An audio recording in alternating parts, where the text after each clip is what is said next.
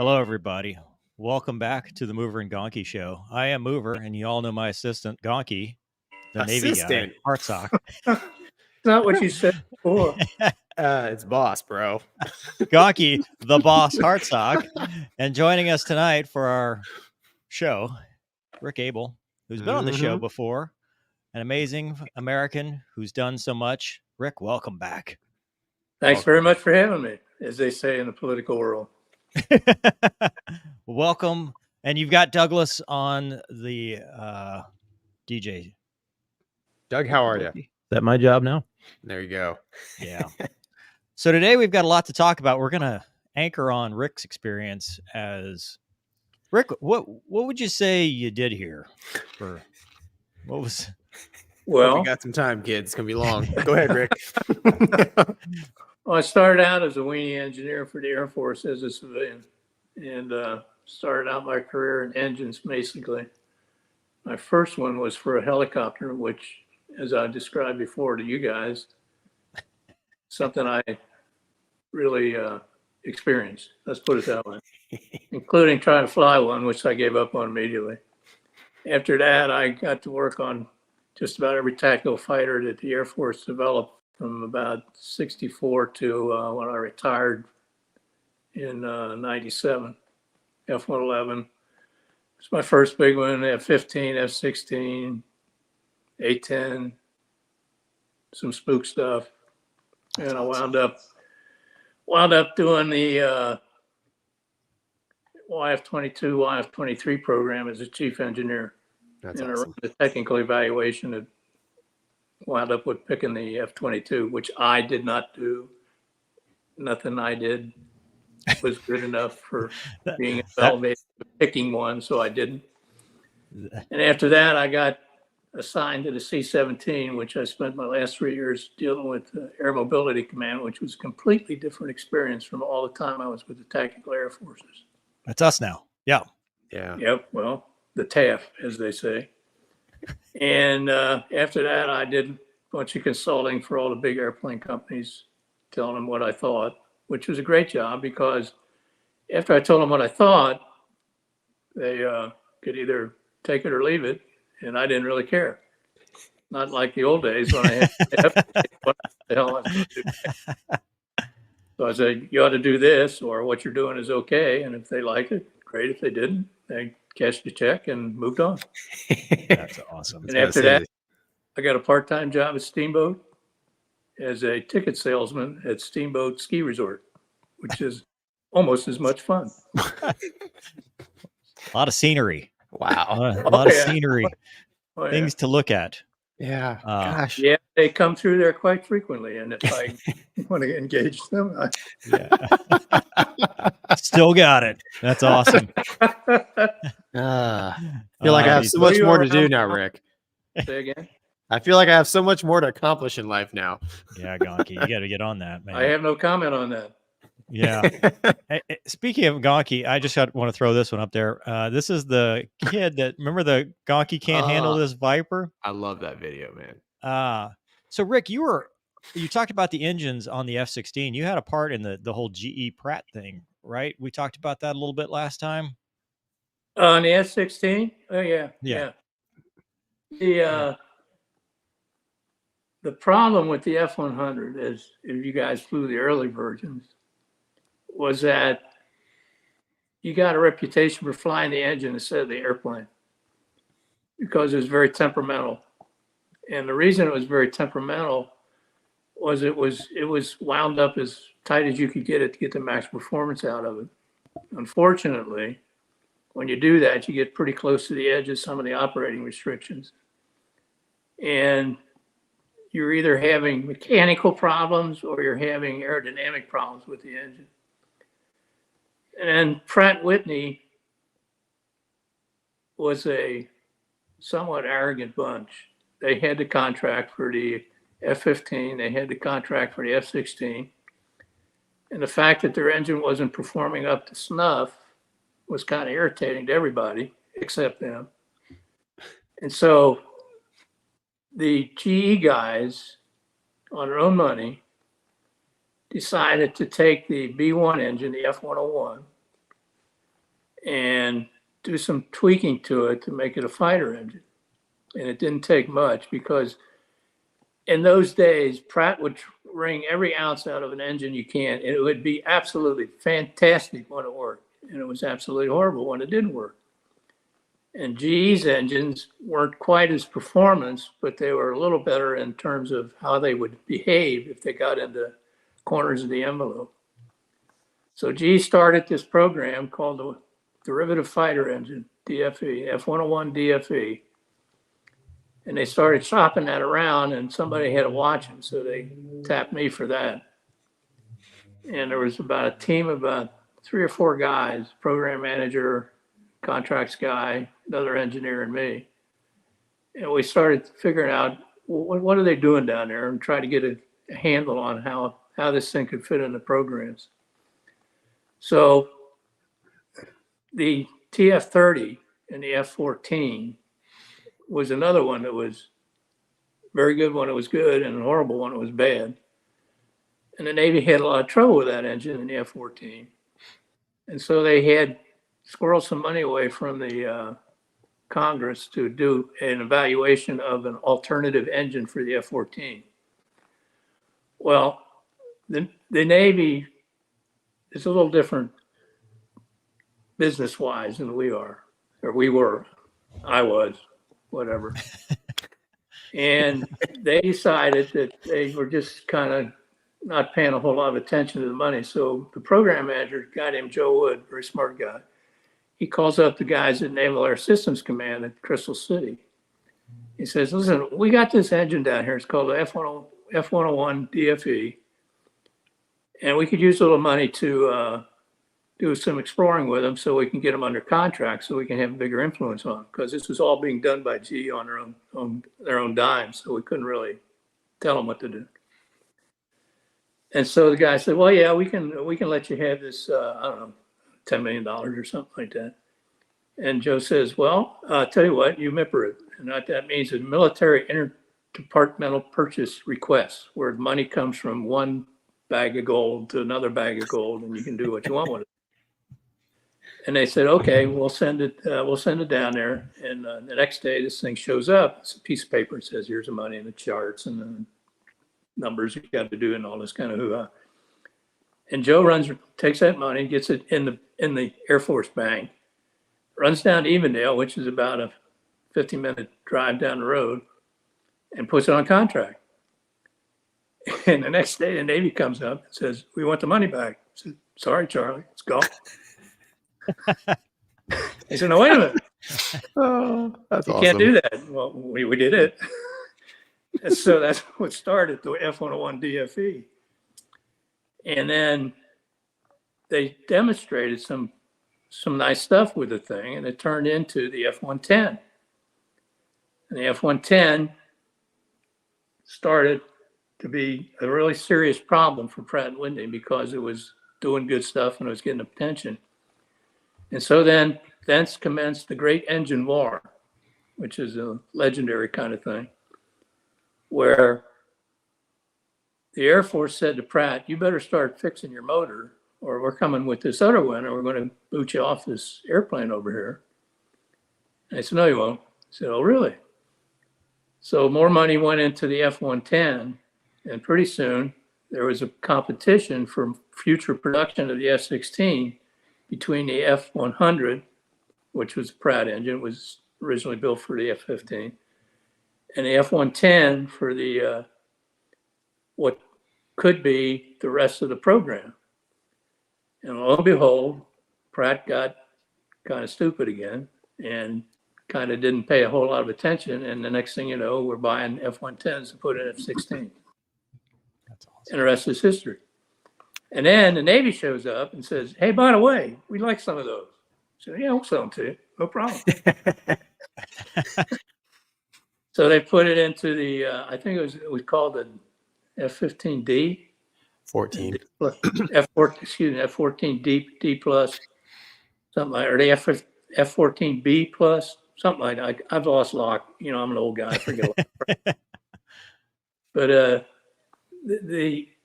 it really turned out to be better, because Pratt got the word, and they started fixing the F100. And in the end, it was a matter of picking which one you want, because they were both doing what they were supposed to do and not doing the things they weren't supposed to do. And there's a guy that worked for me named John Ogg, real sharp kid. Well, he's not a kid anymore. None of us are. And he wrote his thesis on that at MIT about the Great Engine War. If you ever want to get bored for tears about how you can read it. But it's an interesting factual story. And it's part of what the hell's wrong with the programs these days. There ain't no competition. Well, everything is based on, we can save money doing this, and we never do. So are you keeping up with the F35 engine stuff? Because it seems like history is repeating itself with Pratt. It is. And the engine problems. It is. The problem that's happening is that there's a bunch of guys, and they're ubiquitous. They just show up. I don't think there's farm that grows these guys. It says, if we do this, we're going to save money. And they never do. I mean, we were going to build the F-111, and everybody's going to use it, and we're going to save money. We didn't. And then we said, well, we're going to build F-4s. Well, we saved money there because F-4 is a damn good airplane, and it's good for everybody. But it didn't start out that way. The Air Force adapted to the F-4, not vice versa. And the next time it came up was on the Joint Strike Fighter, which said, we can save money by making all these common parts and all this common development and all this common design and all these common pilots and all this common this and all this common that. And you never do. and you can see it now. If you would look at an A, B, and C version of an F-35, I'd be surprised if you see 10% of the parts that are common. I have no idea. Haven't worked on it in a long time. Don't know that. But the whole idea was you were going to save all this money, and you never do. And who am I? I'm just some farm kid out there in Ohio saying, hey, this sounds like a good idea. Why don't we do this? Color. And I said, okay, got it. Well, Rick. Yes, sir. Rick, wasn't the F-111 kind of the first iteration of the Joint Strike Fighter? Like they wanted everyone to use it. It started out to be two airplanes, two missions, two basic missions. The Air Force wanted a replacement for the Thud. It wanted a supersonic, low-level attack airplane, more like an A-111 than an F-111. And the Navy wanted an airplane that would go out there 10,000 miles and carry 17,000 tons of armament and shoot down the bombers before they released the cruise missiles. Well, neither one of those things are going to fit in the same box, believe it or not. For some strange reason, you know, supersonic on the deck versus a long time sit out there and go whoosh, whoosh, whoosh, whoosh.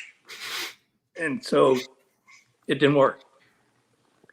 And the reason it didn't work, the Navy and Air Force have different missions. And basically, the airplane that is good for a mission is good for a mission. And an airplane isn't good for several different missions. It's just sort of mediocre for all of them. God, I can't believe you said that last week, actually.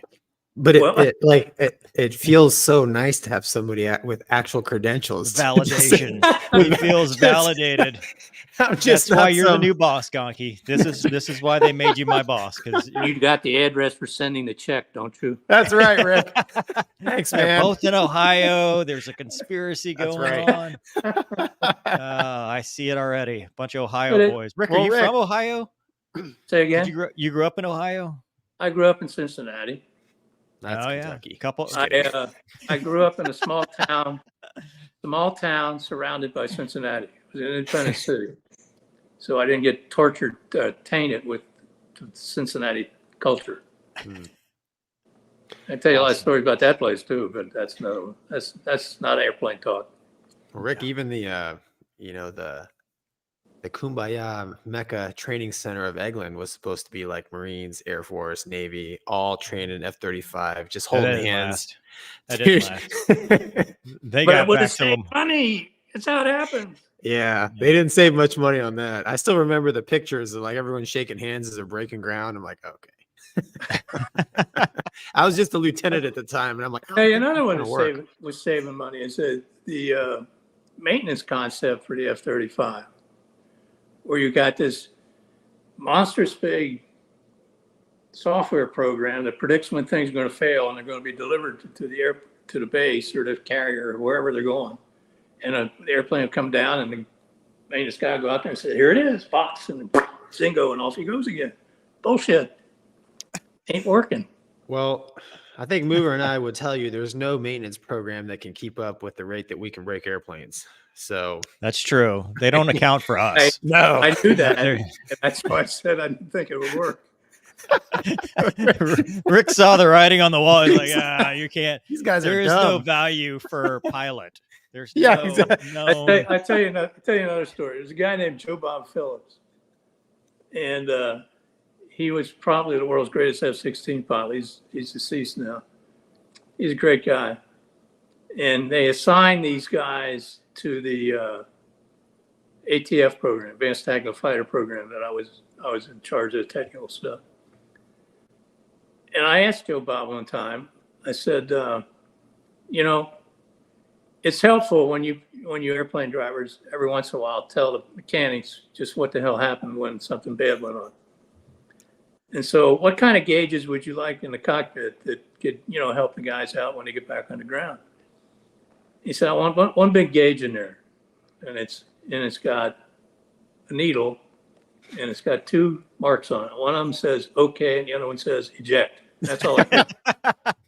That's actually That's very valid. We always used to agree. talk about, is it in I the green agree. or is it not? Yeah, right. All the other stuff. I mean, don't make me memorize numbers. Just No. green or red. It's fine. Hey, I can't remember numbers in my air crew for crying out loud. I just get a Rick. feel for how fast I'm going. I used to teach us 3 questions.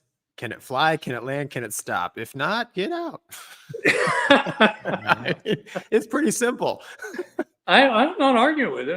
I just wanted to make the attempt, and it said, I've done my part for the wrench turners, but I knew what the answer was going to be, and it was classy. He said, "I would say okay, eject." Well, Rick, since we last spoke, which I can't believe it's been 2 years. Really? Yeah, there has been like. Do I look comments. older? Do I look older? No, you look younger. I don't know how you're doing this, but so New iPad. it's the new iPad. Well, last time the camera was like here. He looked like Wilson from Home Improvement. He was just looking over the fence, giving us wisdom. But At least Wilson of volleyball. no, not the volleyball. But so one of the biggest comments, everybody's like, well, how come, the YF-23 has gotten like reignited on the internet. Yeah. Everybody's a fan Yeah. now. Everybody thinks it should have been, it, or even there was talk about bringing it back and making it the 6th gen fighter. I mean, what do you think about all that and all the hype that it's now getting? What is it, 30 years later? My honest opinion is it's a sexier looking airplane, period. I mean, that's it. You know how fighter pilots are. They go. Oh, yeah. These aren't fighter pilots. These are. I know that. I know that. When you look at the two airplanes side by side, you kind of drool over to 23 and you kind of say, oh, that's kind of a neat one over there, too. And they just look that way. And the uninitiated and uninformed, but the talkers say, why isn't that airplane in the inventory? It's so cool looking. That's the kind of guys you run up against. And I told you this 2 years ago, I guess it was. My job when I was there in the program was to make sure that whatever they chose, it was going to be good for the pilots and the maintainers and the manufacturing people, such that you could pick it based on playing horseshoes in the White House lawn. I didn't care because it would have met the requirements. And the fact that one has a little bit of this and a little bit of that, it's kind of like blondes and brunettes and what have you. And now we have Fat Amy, which meets none of those requirements. Not a good looking. She's not a Yeah, good it's looking not. girl. No, Let me tell you, you'd rather have that than the Boeing entry. that's true. That's That's true. 100%. That's true. First time I saw that, I said, I don't think this is going to be a success here. Don't know why. Just a I am.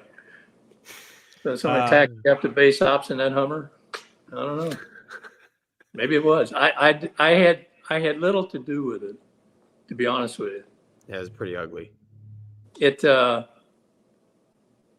I did get a lot of guys coming down saying, why was this program successful?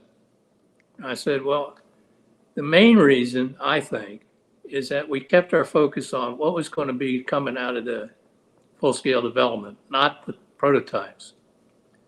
The prototypes, frankly, in my opinion, were a marketing tool. What you really learn about the design, you knew already. Otherwise, you wouldn't have flown the bloody thing. And so to make sure that you were going to have a complete and successful program in FSD or EMD or whatever we called it back then, you had to make sure you were keeping your eyeball on what was going to come out of this that was going to go into the development, the next step. And if you kept focusing on the prototypes, you would lose sight of what they didn't do and forget about it. And then you'll have to do it in EMD, and you're going to waste a lot of money and time because you didn't focus on, let's get these requirements right in the first time. Because if you ask for too much, you aren't going to get it. And you're going to spend a lot of money wasted trying to get it when it wasn't there. So I told him, I said, look, if you want to do it the way you're going to do it, which I think is stupid, but that's okay. You got to keep focused on what do the Marines really need and what can they live with?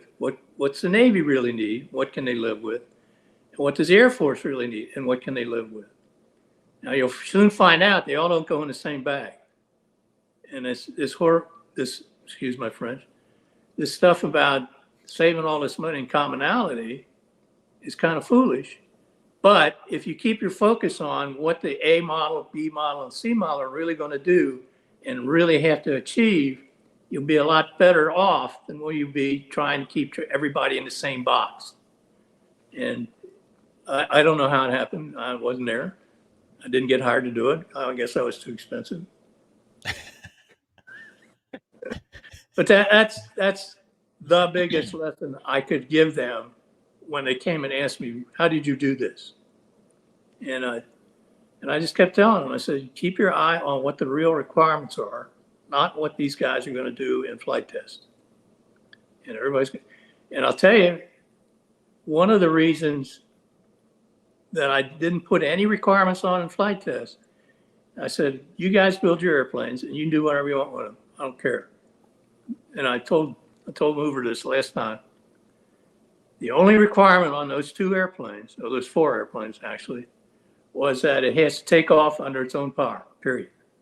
Doesn't have to come back, doesn't have to land, doesn't have to go very far, take off, fly around the runway, land, and you met the contractual requirement. And so it's up to you to decide what you're going to do with it to prove to yourselves that you can do what you're going to do in the program. And then another thing I told you last time, I did this thing called secret envelope. There were no performance requirements on those airplanes, none, except take off under its own power. Wow. I think it was a 2-sentence requirement. No Mach, no sustained G, no P sub S, none of that stuff, period. And I then said, the whole purpose of this is to prove to me and others, and I'm talking about me a lot, that you know what the hell you're doing, and you can prove and you can make happen what you promise. So about a year and a half before the actual flight test, I said, you send me an envelope and you tell me what you're going to do. I don't care what it is. You want to fly 10 miles, circle the pattern, come back and land, and that's it? Fine, good. Now I know they're going to do a lot more, but I didn't have to tell them to do that. So I got this seal envelope and I said, just send it in. Tell me what you're going to do. Don't care. You want to demonstrate PCBS? Great. You want to do Excel? You want to do this? St. G, whatever. Don't care. Just write it down and give it to me. And they did. And sure enough, they did what they said they were going to do. Those airplanes met what they claimed they were going to do. I said, super. Now I can believe better that you can predict what the end result is going to be before we get too far into this program. And it worked. And so I told them that thing too. I said, you put a requirement on those prototypes, two things are going to happen. They ain't going to make it. You're going to get in a lot of trouble. Yeah. Because if it gets to be public, Congress, the New York Times, the Washington Post, the Central Ohio publications will come out and say, look how they screwed up. They didn't do what they're supposed to do. Take their money away. Oh, they're bad guys. So you don't tell them. And they did anyway. And they got in trouble. What can I tell you? I so informed you thusly. I told you guys that. No. Real quick intermission. We've got Sure. some audience chats. We like to appreciate our audience. James says, hey, Mover, love the channel. I want to ask you to do a sit down with a habitual line crosser. He's an Army Patriot guy. Be cool to see both sides of the SAM. James will do that. Iconic says, hey guys, greetings from Australia. Just wondering, is there a skill ceiling for fighter pilots, or do you just get better and smarter until you eventually retire? I think it's. I like to think we do, but no, it's the standard. Yeah. Yeah, I'd like to say that, but Ben says, when it comes to fly-by-wire, am I wrong to think of that as augmentation? Absent those systems, would the planes actually be unflyable? Rick? Yes, they would. Sounds like, yeah. It is not augmentation. Fly-by-wire basically means there's no mechanical connection between the stick and the control surfaces. And the fly-by-wire was something that was a very mysterious thing, probably back in the 60s. And we finally, the Air Force Laboratories actually built an airplane. I think it was I can't remember now. Anyway, they did it for fly-by-wire, and the whole idea was you can get rid of a lot of the wiring, control rods, all that kind of stuff. You still have to have the hydraulics because the control surfaces can't be moved by the little electric motors out there. So you got to have the augmentation is basically the way the power goes to this control surfaces. I think that's what the question was. Hey, Rick, what was the first? Sorry. Beg your pardon? I was just going to ask, what was the first airplane did you work on that had fly-by-wire? I guess the 111.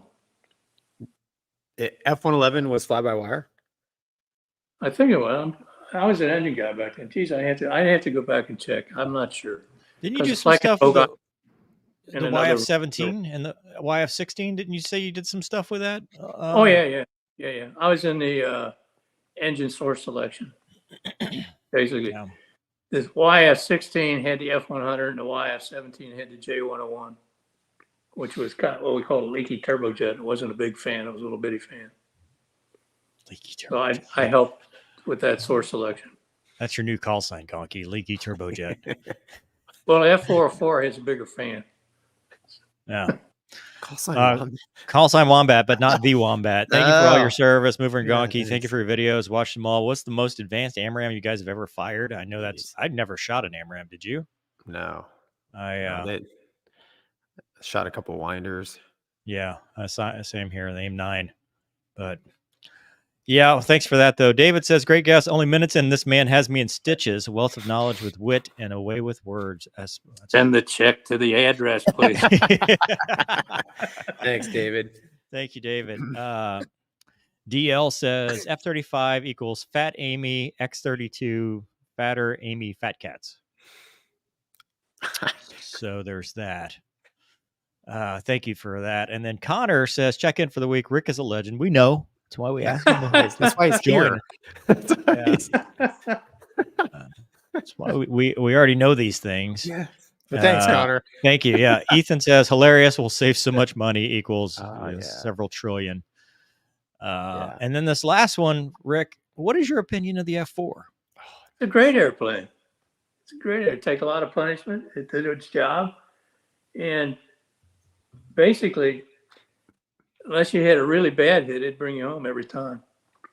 It wasn't as rugged as a Thud, but it could do it. I know you guys have probably heard of him, Robin Olds. Oh, yeah. You think? I got to know him out of Steamboat, and I talked to him about it. I asked him once, and he said, "What's your favorite airplane?" I said, P-51. I said, "Not the P-38," because he flew the P-38 too. He said, "Nah, P-51, that's it." And then I asked him about what was your fifth kill? He says, "What are you talking about?" I said, "Come on, you know that." Because he had 4 confirmed kills in Vietnam. And everybody knows he had a 5th one. So I kept fussing him. He says, "Lots of people ask that question, Sonny, and you ain't going to get the answer either." Oh, that's awesome. That is great. One of my bosses flew the F4, and he was flying at one time on I think it was a FCF, functional check flight. And the engine fell out of the mounts, believe it or not, and was laying in the engine bay. And he flew it back home and landed it, believe it or not. And he may have got the DFC for all I know. Sorry. Go ahead. I was just gonna say that. I mean, they used the F4 for air to air and air to ground, didn't they? Oh yeah, absolutely. It's kind of like one of the first, right? Maybe multi-role attempts. Well, you really want to know? The A36 Mustang and the P-51 Mustang, same basic design. One was an attack airplane, one was an air superiority airplane. But the F4 was used both in the North and the South. Wow. Douglas, you have our B21 conversation queued up. Let's switch gears and talk about bombers. Can do. Do we have to? Do we have? Didn't you? But you know about the B2, so this is the natural progression. Okay, all right. Of the next thing, Douglas. So this is from Popular Science. You got to add it. There you go. Oh, okay. Yeah, I didn't hit the button. This is from Popular Science. There's a nice picture of the B-21, and they lead in with a paragraph that says that developing stealth aircraft is tricky because you can't talk about them and you can't show them in pictures. And everybody was really excited when we finally got 2 pictures of the B-21 Raider. This picture and that picture. And they go on to speculate in some detail about where the pilots sit, excuse me, based on the ejection hatches in the cockpit. Yeah, right. That's where they'll be found. You'll find 2 of them in the cockpit. They sit right underneath these holes. And so to speak, but standard. They also spent quite a bit in the article talking about the exhaust ports.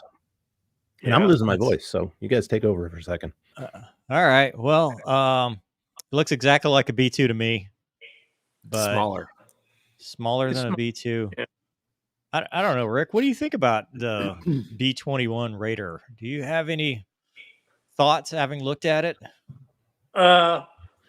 It's basically the same technology as a B2.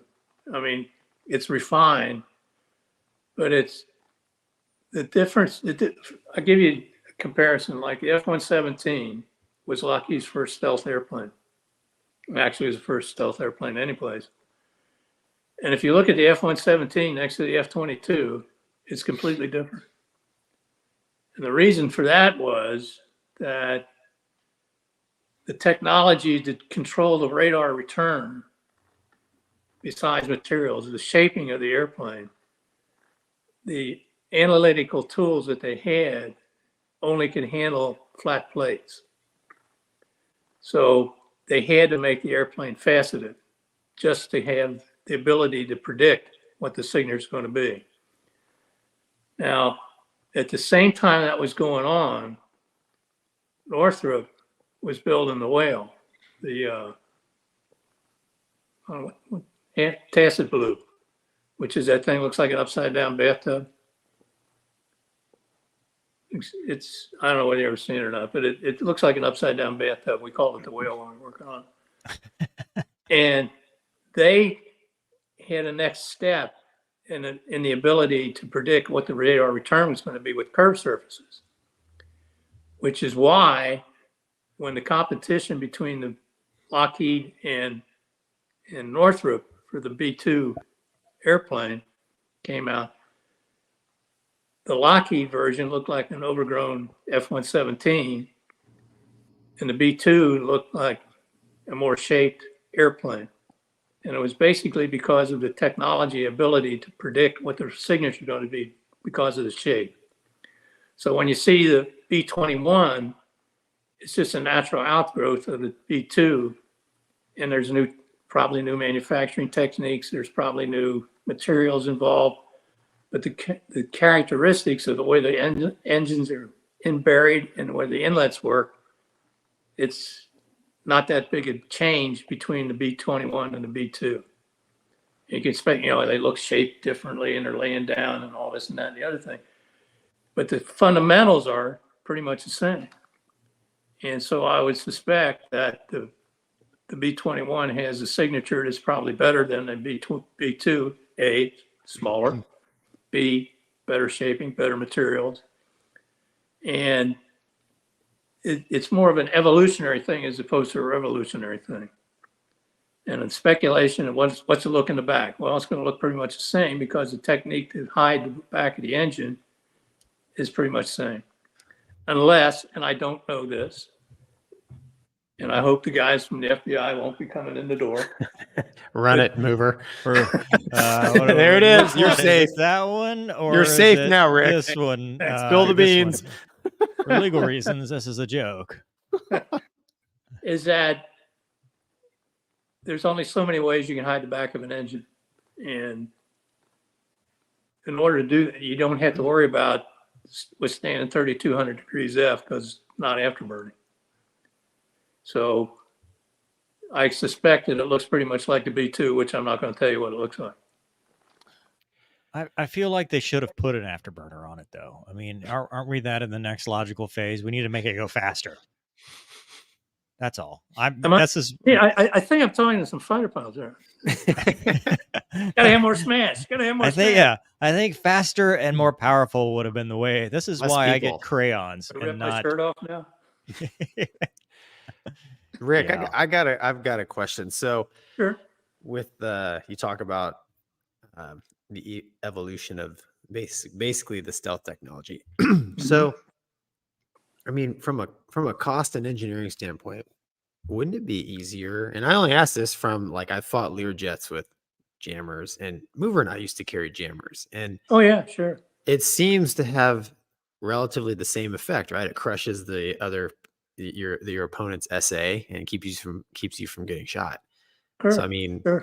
Couldn't they? I've always wondered, because to take care of that, to do maintenance on all the LO stuff, it's very expensive. So I've always wondered, man, why don't we just put just mad crazy jammer pods that don't sterilize you on these airplanes? Well, look at it this way: the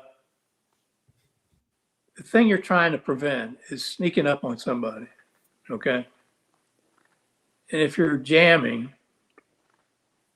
you're sending stuff out for people to see. Yeah. So once you get into the actual defeating of an incoming weapon, that's a different problem. I mean, it knows where you are and you're trying to defeat it. You might be able to do that. But the whole idea of the stealth part of it is I want to sneak in here where they can't see me with the long range radars. And they can't see me with their fire control radars until I get pretty close. And the mantra we had in the ATF program was first look, first shot, first kill. So right. I can sneak up on these dudes. And if I'm coming on there with the buzzers going and the blinkers hanging and everything else that confuses him, he knows where you're at. And hell, if he's got 5 missing, he may shoot 5 at you. So it's not so much to defeat the end game as to get the first shot, first look, first shot, first kill. And so when you're coming over from, let's say, Whiteman Air Force Base, you don't want them to know you're coming. Okay? And that's what the stealth does for you. And if you're coming in there with your jammer going, they say, what's that big buzz nut on my screen here? And so it's two different problems. And one solution's for this, one solution's for that. Or if you eject, you may or may not find it until the next day or two. Too soon? Are we? Is it too soon to be tough? The guy who jumped out of the jump jet, I lost the people when the guy said I lost the airplane in the weather. They're saying, he lost it. It went into the clouds. He didn't know where the hell it went. That's all. Yeah. Not that the airplane got boogered up in the weather. Yeah. Once you give it back to the taxpayers, anything goes. Well, it's not your problem anymore. Well, thanks, Rick. That was Douglas. On that note, we're actually moving. This is a great segue because Doug has an article about the future fighter program poses key test for Air Force's new design methods. Yep. Douglas. Yeah, I read that. See if I can talk this time. Yep, you got it. My voice is mostly back. They're talking about the NGAD and the T7 both, and the articles particularly about advanced digital engineering techniques the Air Force once thought would lead to a revolution in rapid aircraft development, but it hasn't always panned out. They had troubles. They'd actually planned to call the T7 the ET7, which, that's very 21st century of them. Yeah. Then they had a series of missteps and delays that pushed back key milestones on the T7. Some representative, let's see, Heather Penny, senior resident fellow at Mitchell Institute for Aerospace, says it's not a magic wand. It's been around since the 1970s. Computers are better now, but it still missed some big elements of the T7 design, particularly wing rock and aerodynamic instability. So the computers have not saved the day. Is Heather Penny is that not Lucky Penny? I do not know. Is that the same? Isn't that the 9/11 F-16 pilot? I don't know. I can Google that while you guys talk about this one. Yeah, Rick, what do you think about the E designation, and do you think it makes it any faster? Give it up, will you?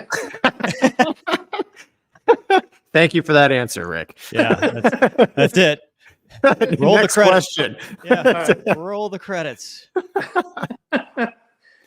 Let me tell you, that's another one of those things. We're going to save money, and that's horse crap. I'm sorry, that's not true. Okay.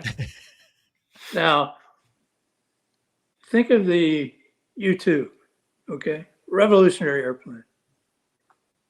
Flew in about, a year and a half, something like that. That Hummer was designed with slide rules, for crying out loud. Slide rules and drafting boards. Now, the fact that you have better design tools means that basically you're going to save weight because you can get a better understanding of how the materials are going to react under the loads in an airplane. Now, aerodynamically, you'll get a better first cut at what the performance of the airplane is because you have better techniques for figuring out what the drags and lift, yaw moments, pitching moment, all those things that decide how the airplane's going to fly, being in that slider, are also very good. But as Don Rumsfeld once said, and he was made fun of stupidly, was you don't know what you don't know. And everybody thought, that's kind of a stupid saying. And it's not. You know what you know what you don't know, but you don't know what you don't know. Mr. Dunning and Mr. Kruger would like a word. Yeah. Say again? Dunning-Kruger, yeah. Well, and so the problem with these guys that come in and say, we got all these new design tools is they cut out a lot of the stuff about the stuff you don't know. And they don't know that. And all of a sudden, you take off and the airplane goes, woo, and that's not good. So you wind up spending some more money that you didn't budget for, spending more time to fix the things that you say, like technology is going to uncover all that crap before we get started. Nonsense. It'll cut out a lot of stuff, but it won't cut out building an airplane and seeing what it does. You put a Harry Hamfist in the cockpit and see what happens. So wait, Rick, what you're saying, there's no replacement for actual flight testing and flight time. Absolutely right. I will tell you that some whiz kids came down one time and said, we're going to do this, what was a predecessor to NGAD, and said, we're going to do it a lot faster and a lot cheaper. And I said, listen, the best practice that you can get is to build airplanes. Now, if you really want to make sure that the next airplane you buy in volume and spend a lot of money on, is what you ought to do is let out a few contracts, like every 2 or 3 years, and let the companies build a couple airplanes. And they won't have requirements, they won't have this, but they'll get the practice to build the next airplane by doing that.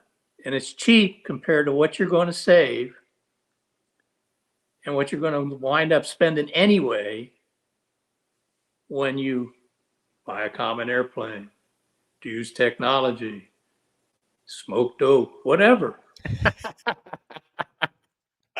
I mean, there is Therein lies no the problem. If you were going to build a house, right? You could go out there and say, I want to build a house. And here comes Rick Abell with a fantastic computer program that can show you architectural drawings out the yin yang. And the only house he's built is one for his dog. Okay. That's Rick's aluminum storm door and house building company. Over here is Harry Houdini, who's building houses like popcorn. And he tells you this is what it's going to look like, and it's going to cost you this, and I'll have it done in these number of months. Now, who are you going to buy this thing from? Because I got a real cheap price. See, I don't have any inventory. I don't have any people on my staff. I'll just hire them when they come and I need them. Humma. And there's over there, guys building houses like they're, paper clips. Now, who would you buy a house from? You buy from that guy over there. He knows what he's doing. You can believe him. This guy over here is, smoke coming up. Yeah. Poof, there's your house. See, look at the drawing. Isn't it great? And put it on your TV. You got TV, and he goes around 3Ds, and you see where the John is, and oh my goodness, there's a man cave. Holy crap! I have some of those. It's only $1.98. This guy wants $14,000. Go away. That's what happens up there. So basically, practice makes perfect. Sure, you can cut down on the amount of practice you have to do, but there's no substitute for doing it. And I will tell you that we could have done the F-22, F-23 program without the airplanes. But when we did, it taught those guys some stuff that they hadn't done for a while because there hasn't been any airplane programs for a while. I don't think it was necessary specifically, but that's just me. Because basically, the aerodynamics of airplanes hasn't changed much in a lot of years. They just, the Wright brothers, that was really beginning. Then came World War I, and then came World War II, and then came the jet age. And then pretty soon, airplanes don't go much faster. They don't sustain G much more. They don't roll rate faster. The aerodynamics are pretty much done. Same thing with the innards of the airplane. The materials have changed a little bit, but basically you build them the same way you want. So the practice is what you need to say when you don't know what you don't know, you learn. And then you go out there and you do it for real. Something popped up on my screen. It might be, no, that's okay. So that business of, I got all these magic whiz kid AutoCAD and 3D mention and blah, blah, zingy. It saves time, it saves money, but it don't save the money you think it does. And as soon as you can shoot all the marketeers, truthful went out. Basically, that was my job. Say, this is what you can have. Have you considered running for president? Because I will vote for you right now. I'm too old. I don't think so. I don't think so. No. But mentally, you're sharp. That's where it counts. In the 21st century, you're not too old to run for president. Yeah. Who are you guys? Where'd you come from? What's on my TV? Yeah. Where am I? Awesome. Well, So Rick, segue.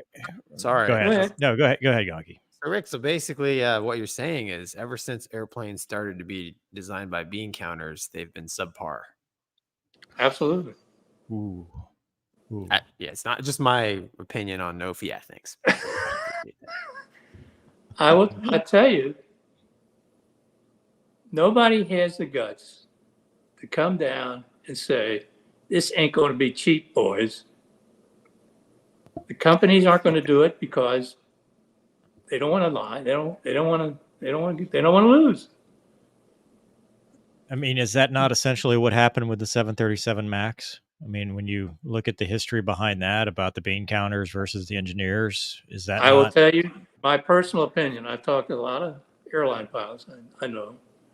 I said the two crashes that happened shouldn't have happened.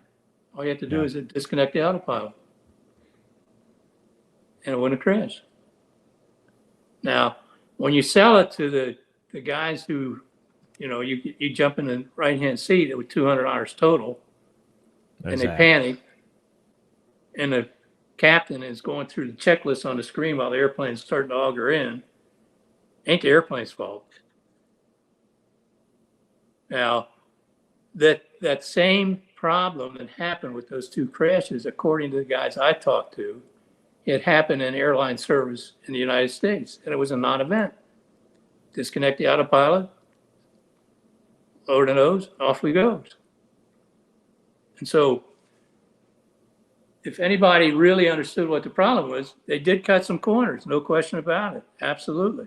But as far as a basic airplane problem, in my opinion, it's just bad training, inexperience. Joe, Commissioner of Health, decides his son got to be a pilot, says, put him in the airplane. We'll buy an airline. Put him in the airplane. Stuff happens.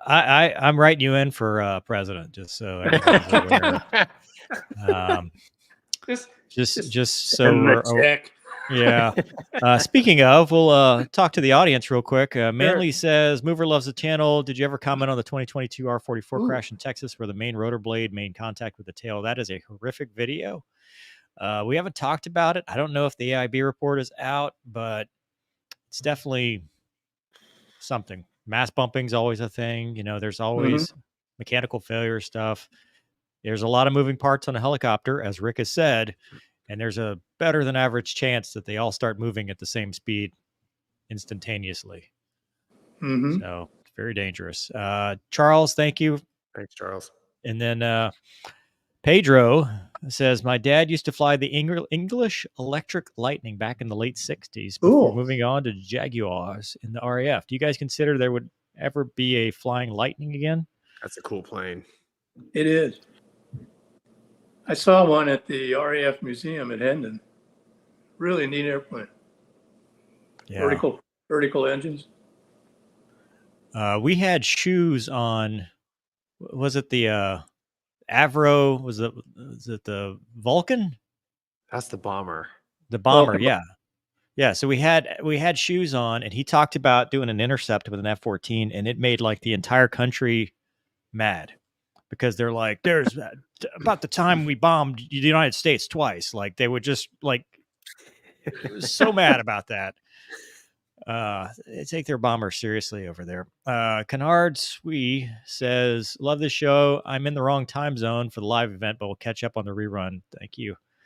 And then Aaron says, happy to be watching live again. What effects do you think AI will have on the future aircraft development as well as stealth detection technology? Ooh. Rick? Yeah. I think AI will have a bad effect. Just like I've been talking about all this design stuff, people will start believing you can cut corners, miss things, do all this kind of stuff, and all you got to do is ask the computer, say, Watson, what should the airfoil shape be? And it'll come out and give you some stuff, and there you be. I think that's hooey.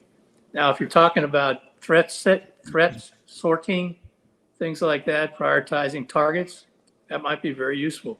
Don't know that. But basically, anything that's involved with safety or flight or killing bad guys and not dying, I'd keep away from it myself. Hell yeah. Oh yeah. I like that. The Rick versus Elon Musk cage match. When can we expect that now? Since you're anti-AI.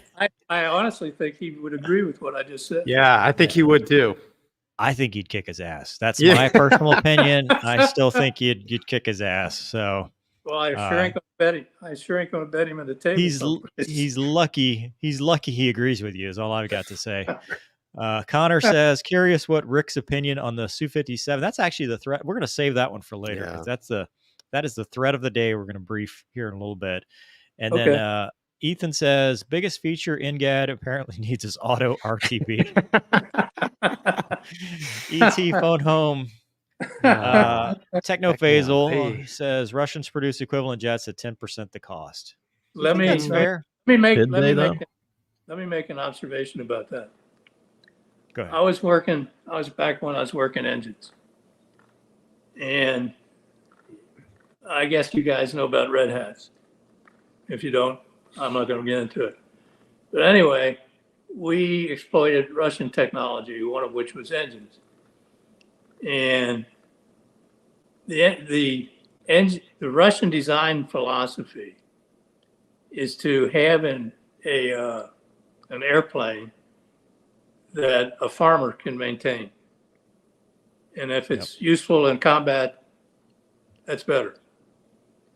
And so the engine, and by analogy, the airframe, are very crude, simple things, and they do not make the performance of any free world airplane.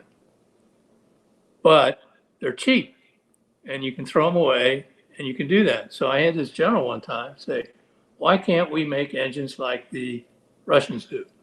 And I said, we can. There's no problem with all that. However, you want to go faster than them, turn harder than them, sustain G longer than them, and have the engine last a long time. Now, that's what you want. That's what you've told me you want, and that's what I'm giving you. Now, if you want one that craps out in 100 hours, you throw it in the trash heap, and it doesn't push your airplane as fast, you don't get as much smash, your sustained G is 3, fine, we can do that, no problem. And he said, oh, you're talking about, kid. I said, I guess I better leave now. But that's basically the right. It's not 10% either, by any stretch of the imagination. Wow. But it is cheaper, but it's not as good, and it don't last very long. Now, if you want it to last a long time, it's going to cost more. You want it to perform to its maximum capability, it's going to cost more. And if you don't, it costs less. Well, we do have an article about something that didn't last very long and costs a lot of money, aka the F-22. But we'll get to that in a second. I can tell you why that is, too. Yeah. But John has said, thanks for the great content. Here's my contribution to the Rick for President campaign. Rick, you got 3 votes, man. You got 3. Yeah, you're just getting started. Hey, I'm going to make the next debate. I don't think they can handle you. I think no. They would mute your mic before once you start making people look bad. Douglas, you're up, sir. Okay, next. We've got an article from Breaking Defense. The F-35 completed a key combat simulation on September 21st. I almost said 21st, known as Runs for Score, which I suspect Rick can enlighten us about. They've had 900 F-35s produced. The program has technically been stuck in its initial operation testing phase for years over delayed completion of the trials. Apparently, this moves it to the next stage. Mm-hmm. It's expected to achieve FRP at the end. It was expected to achieve FRP at the end of 2019. And let's see, the trial results from the trial could show need for retrofits to address possible shortcomings. I think that's most of it right there. Okay. Go back up where it says retrofit malpractice. Or, Right here. Acquisition malpractice. Acquisition malpractice. Air Force Secretary Frank Kendall was asked whether he envisioned such changes being necessary based on JSE results. Kendall, who once described the F-35 production plan as an acquisition malpractice, praised the F-35 in response. He's changed his opinion. It's light years ahead of I wonder how that generation. happened. Yeah. He moved from DOD to USAF. Yeah. Well, strange. I so know, Rick, Frank. what does all this mean? Well, I don't know whether you guys are familiar with OT&E, but that's operational test and effectiveness. Mm-hmm. And there is a separate organization called OT&E in the Department of Defense. And basically what they do is once there's been sufficient assets produced, they can be tanks, trucks, submarines, whatever, they compare what the device is capable of doing versus what the service had said it needed to do in the operational requirements document in the Air Force. I don't know what the Navy calls it.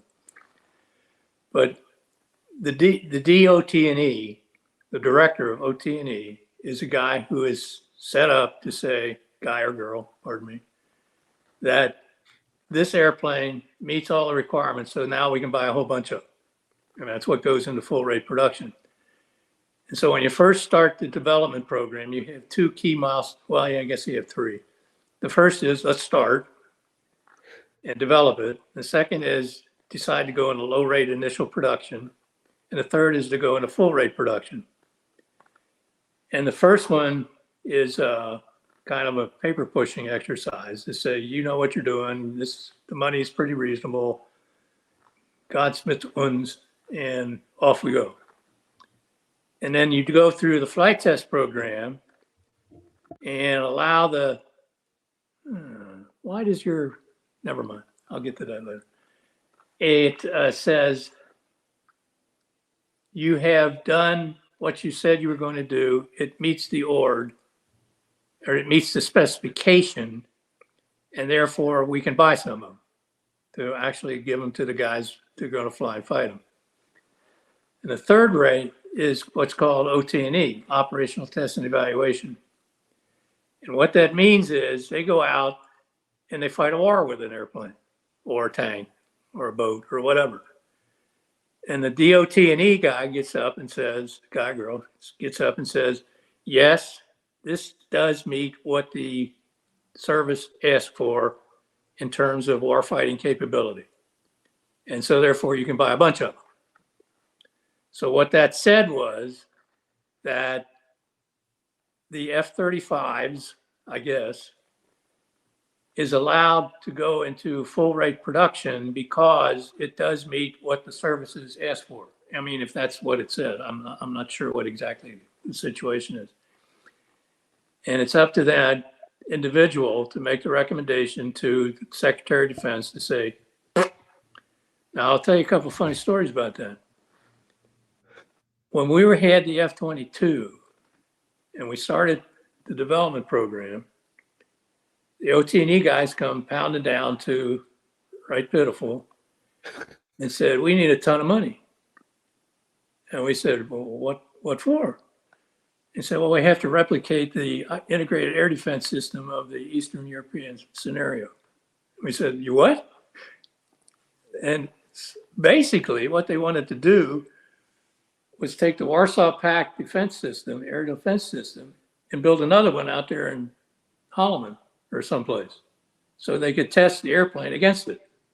And we said, what? You guys go away, please. And after a lot of negotiations and saner heads intervened, we said, well, here's the things we can do, which is some of the stuff they're doing on that airplane, using simulation, using models, using captured assets, whatever they're going to use to test against the actual airplane is flying. And I suspect that what they did was come up with a whole bunch of scenarios where a bunch of A's come in and a bunch of C's are doing this and the B's are launching offshore and everybody's going to do it and we're going to do blah, blah, blah, blah. And through simulations and actual running against captured assets or duplicate assets or things like that, they have shown, or not, I don't know what the answer was, that it does in fact do what the services had asked it to do. Now, in the end, reality lays its head and it says, look, we're a little short here, we're a little short there, but it's still a good airplane. And we should do it anyway. And then, oh, by the way, all the people that are working on these things need the money and they like to have jobs and what have you, so we're going to do it anyway. Now, if it's a real flop, like the A12, it will get canceled. There's no question about it. But you can't fight World War III with the airplanes to prove that they can win World War III. It's as simple as that. So you got to use a lot of that stuff. Now, Frank Kendall at one time was in the Department of Defense development part of the business, not in the services part of the business. And I suspect when he said that, he was in that part of the Department of Defense. And he may or may not have been true. I don't know. I've never read it. I know Frank, but when he got the job as the Secretary of the Air Force, he ain't going to turn around and say, well, boy, I got a crummy program here. Let's cancel it. Ain't going to happen. So the fact that that guy said that, I said, that's no human nature. I mean, you're put in the job to make sure you're going to get the product that somebody asked for. And if you believe it's the product is good enough now, you'll say that. Why not? So all that stuff that they were talking about is all those simulations and wargaming and you name it, to prove that the services are going to get what they wanted.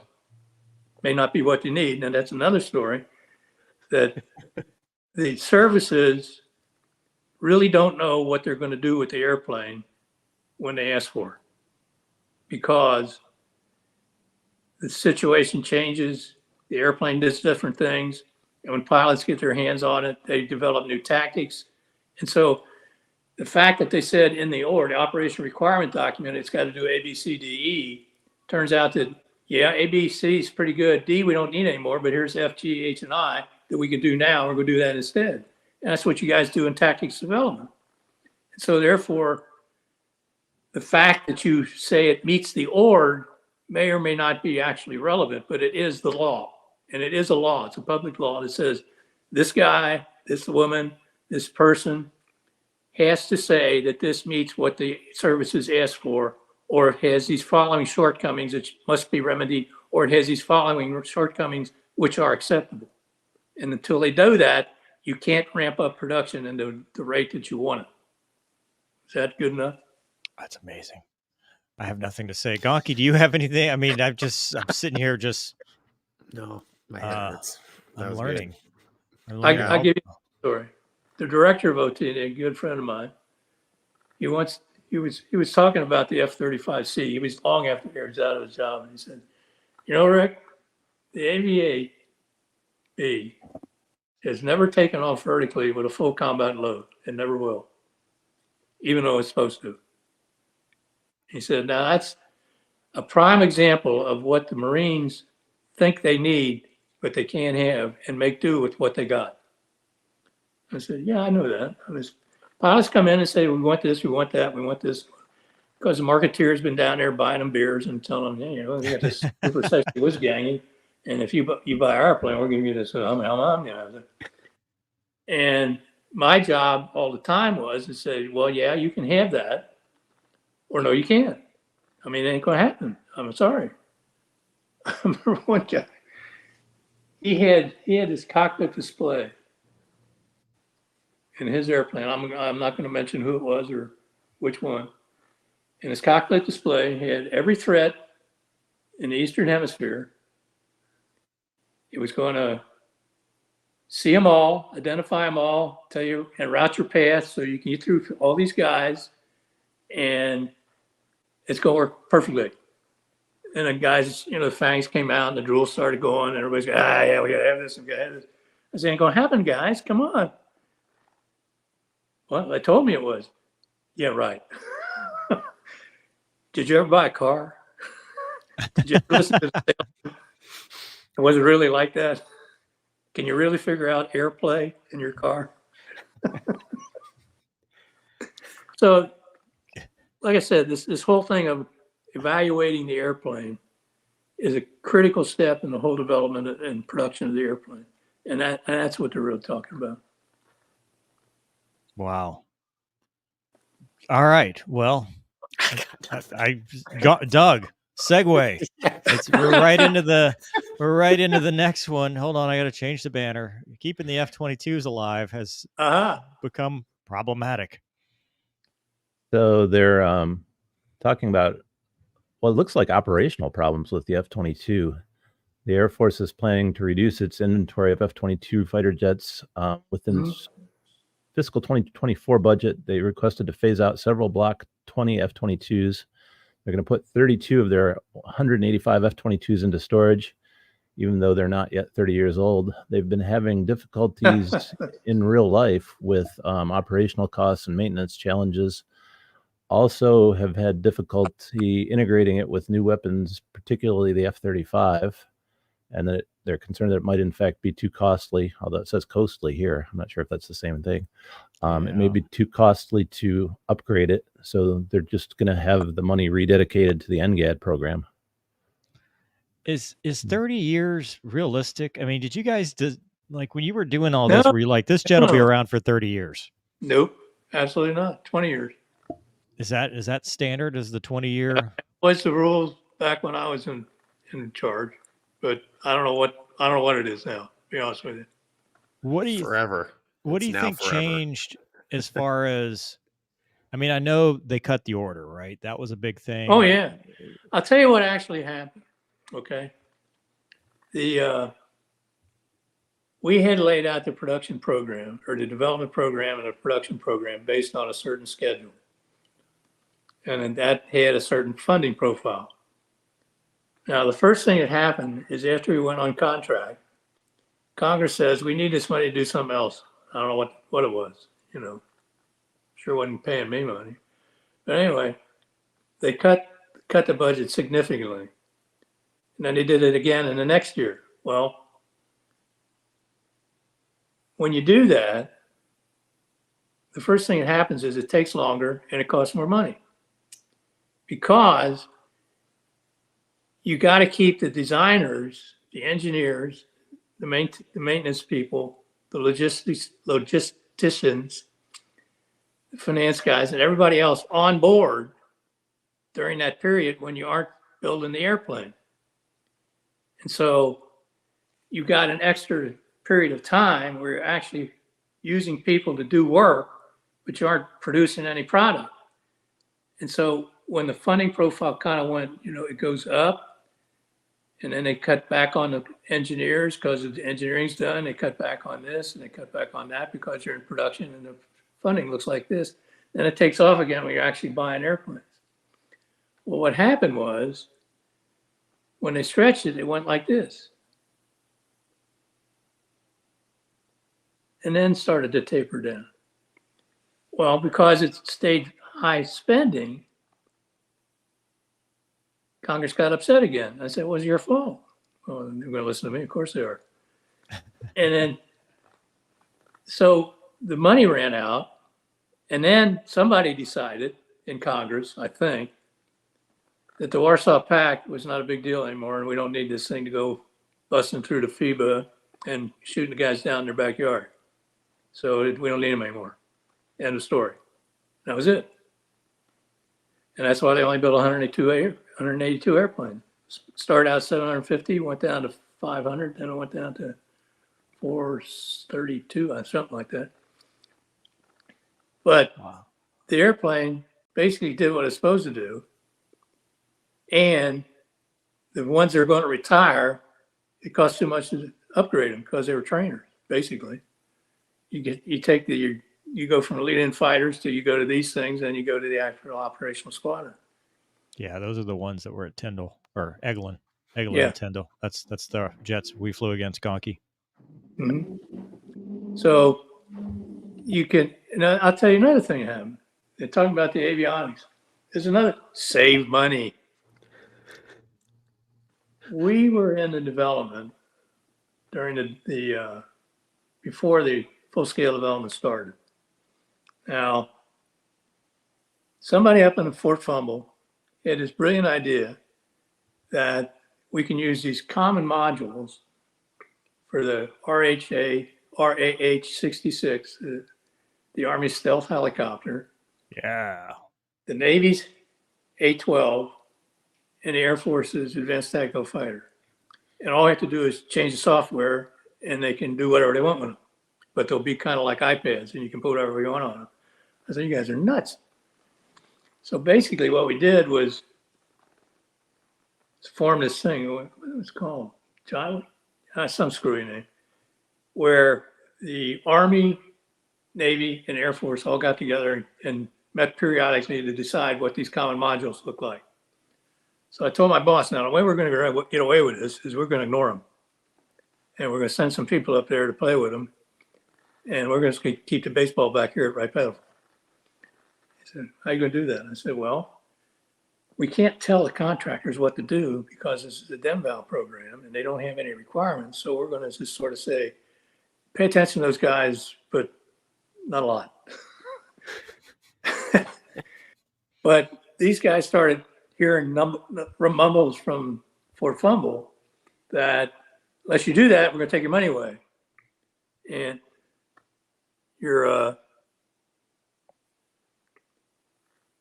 and so the contractor started playing, well, we got to get common modules.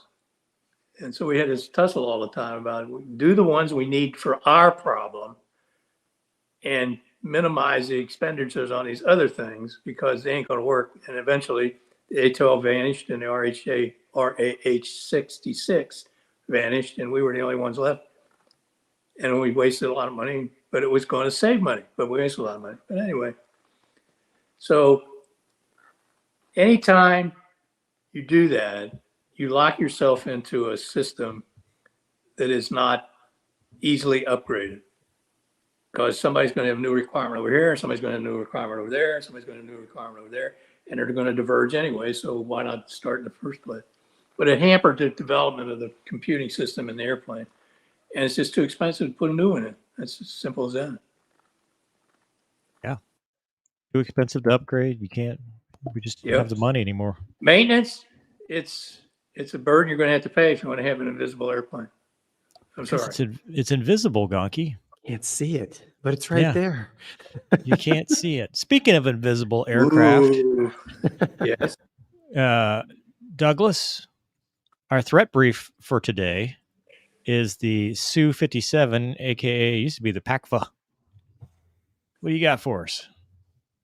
Oh, we got a nice picture of the Su-57. Do you want me to read it looks this? like a YF-23. It does. It sure does. I like it, doesn't it? Country of origin, Russia. Entered service 2022. Crew 1.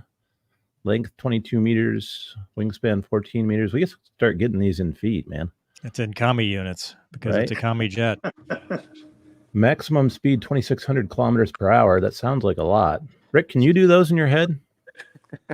Well, kilometer 6/10 of a mile. Oh, no. Dude, he's 2x. It doesn't have thrust specs on it. Maybe test. we don't know that. This is the test. Is it in the Newton meters? Let's see. Yeah. Yeah, I I'm think looking for anything else right. interesting. Two large internal weapon bays mounted tandem between the engines for stealth, I'm assuming. This is less visible to radars than the previous generation. Hold on. Where you scroll down? Okay. Keep going. That's about it. It's stealthy, right? So it has a 0.1, which is less visible than the previous Russian fighters. However, it loses badly to the F-22 Raptor and F-35. There's talk about its super cruise is like ridiculous, like almost high 1 point something 2.0, which seems unverified to me, but full roar. Yeah. The thing about it, I did a video on this and it got the whole internet mad at me. Seems like a trend. So, it does a whole bunch of air show stuff. We've seen it in Top Gun Maverick, where a Tomcats defeats the Su-57.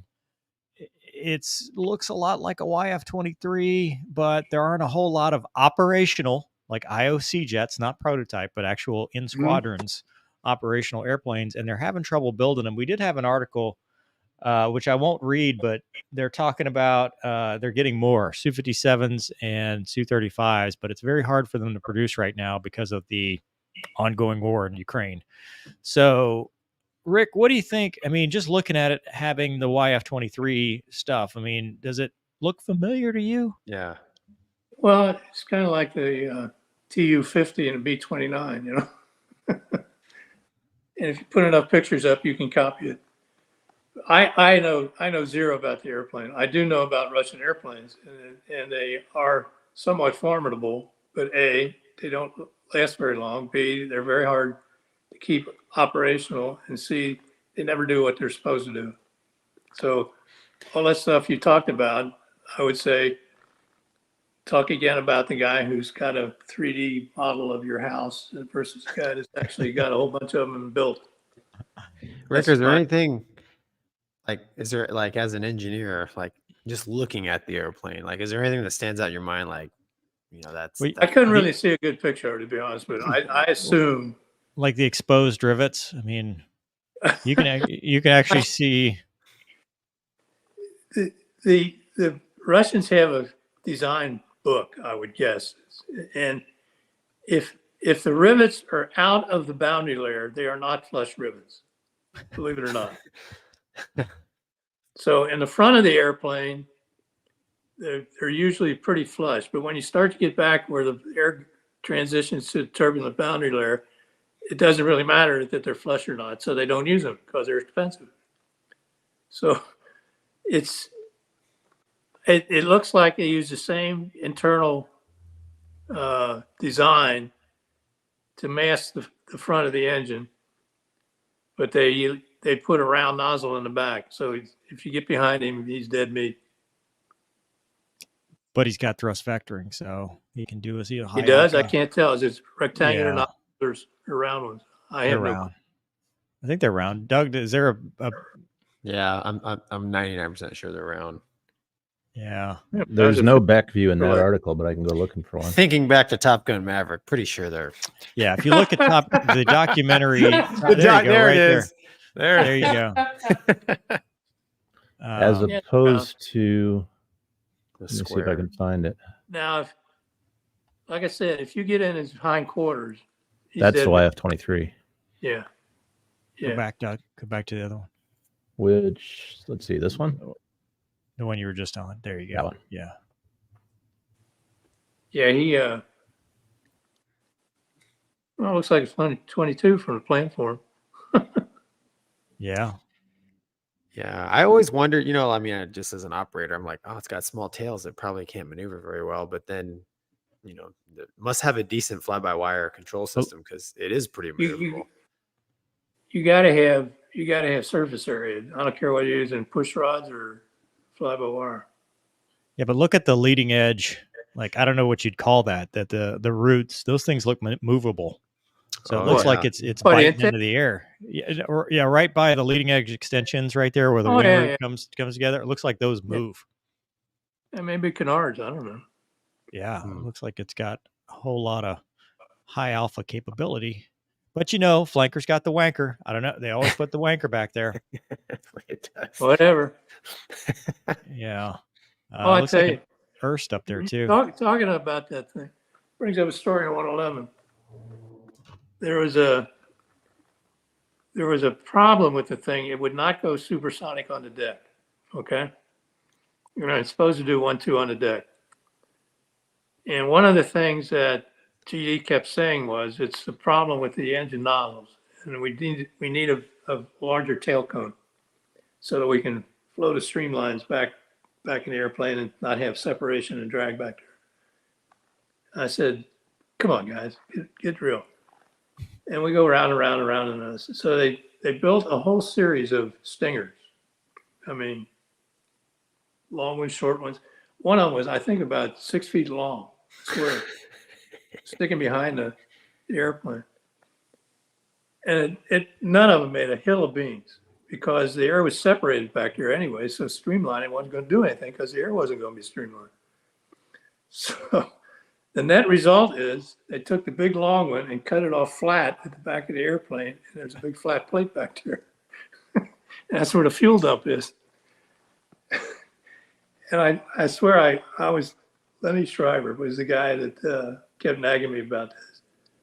I was swearing when he passes away, I'm going to get that 6-foot long tail thing and put it on his tombstone.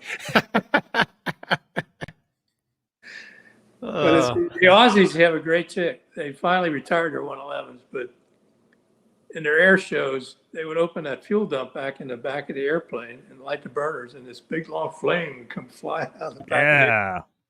Fantastic air show thing. It'll do it in the Hornet too, but not on purpose. That was a Fresno mishap. Remember that, Gonky, where the dude be high alpha? Yeah, he was going over the top or something. Yeah. He hit the fuel dump, and the Viper guy said, "Eject, eject! You're on fire!" Yeah, Like, sure, I'm out. See you later. yeah. He had the dumps on to lighten up on the way out, and he forgot to turn them off. No, I thought his flight suit caught it. No, I thought that because they put out this thing. They're like, "Hey guys, stop rolling up your sleeves." We'll talk about that in a minute in our mental health minute. Dude, I went out the airplane and I literally put my hands on the throttle and I pulled my flight suit down. Like, dude, what? It's not the flight suit I'm wearing. There's no way it reaches. Normalization of deviance, Gonky. That's what you're doing here. All right. Moving on to what we got. Somebody from the audience. It says, Aaron says, I feel like necessity and good competition between the companies bidding for it build the best aircraft. The only problem after that is paying for it. What do you think, Rick? Is that a I'm not sure I understand the question. I'll tell you what I think he said. The competition, the competition is basically to make sure that you have a choice when the competition is over. And it is a realistic requirement. The problem after that is that if you haven't budgeted for the problems that you know you're going to have, you start to exceed your development budget in this competition. And then it's like a snowball running downhill. You guys can't do what you said you're going to do for the money you wanted. So therefore your production money is insufficient. Therefore, we got to stretch it out. Therefore, you ain't going to get, and it's just a big snowball that keeps going and going and going. And the only way you can actually do that, and this is based on my experience, and it's something I got away with because nobody tried to stop me because they didn't know what I was doing, is to not set any requirements. So when somebody comes down and says, it's not doing what it's supposed to, I said, well, A, there isn't any requirement, and B, this isn't the airplane we're going to buy. And C, look how we have been changing the requirements as we learn things so that when we start, we'll know what we're doing and we have a realistic chance of achieving it. Now, the fact that Congress always has uses for your money, and I'm talking about the services, you and me, they always have uses for your money. And part of a good program manager is ability to sell his program so they don't take your money, they take the other guy's money, which is like what I said about the F-101 DFE. You got to be smart enough to start using their money so you can use your money for what you need. And so paying for it, if you're realistic and you have a good budget and a good schedule and you've done your homework, as long as you stay within shouting distance of what you promised you were going to spend, there is no problem. Unless somebody gets a wild hair and saying, we got to do such and what enough, and et cetera, and we don't have any money. But that never seems to be a problem because they just print more. See, I could be president. Ooh, yeah. Yeah. I'm voting for you. Gonky is vice president. Oh, no. Hey, I pick him. That's right. Still waiting for the check. Gonky has gone to the post office. So we've got some voice messages. This is a new thing. You didn't get this last time, Rick. We've actually got people that leave us messages. Okay. And so here we go. No, I don't want to increase my automobile warranty. Yeah, sir. We've been reaching you about your extended warranty. So we put that little guy up there, and let's hope this works. Hey guys, your weekly BC voice message is here again. It's a short one this week. As fighter pilots and commercial pilots, you have seen tons of different airfields. I'm wondering if there were any airfields you just didn't like or even dreaded going there because of the amount of traffic, winds, short runways, or something along those lines. Till next week, best regards, BC. Okay. I'd say CVN 72, 4, 6. Those come to mind. All those damn short, crooked runways. They just keep moving. Dude. I mean, how you try to line up with it and it moves. Orange County, LaGuardia, Midway. I don't like Midway. Midway, Chicago. Yeah, dude. Yeah. It's like We don't go there. We go to everything O'Hare. intersections.